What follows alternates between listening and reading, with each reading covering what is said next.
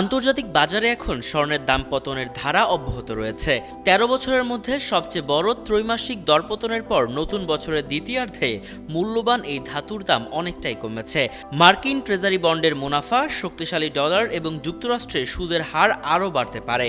তাই আশঙ্কা করা হচ্ছে স্বর্ণের ওপরে চাপ আরও বাড়বে। বুধবার এশিয়ার লেনদেনে স্পট গোল্ডের দাম প্রায় 0.8% কমে প্রতি আউন্স $৩,৯৭৪ নেমে এসেছে। একই সময় আগস্ট ডেলিভারির মার্কিন গোল্ড ফিউচার্স 1.3% কমে প্রতি আউন্স $৩,৯৮৭ লেনদেন হয়েছে। শুধু স্বর্ণ নয়, মূল্যবান ধাতুর বাজারও ছিল নিম্নমুখী প্রবণতা। রূপা, প্লাটিনাম ও প্যালাডিয়ামের দামও কমেছে।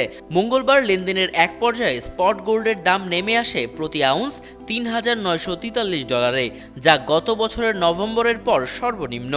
সাথে জুন মাসে টানা চতুর্থ মাসের মতো দরপতন হয়েছে স্বর্ণের। রয়টার্সের তথ্য অনুযায়ী জুনে শেষ হওয়া দ্বিতীয় প্রান্তিকে স্বর্ণের দাম প্রায় ১৩ থেকে ১৪% কমেছে। এটি ২০১৩ সালের দ্বিতীয় প্রান্তিকের পর সবচেয়ে বড় ত্রৈমাসিক দরপতন।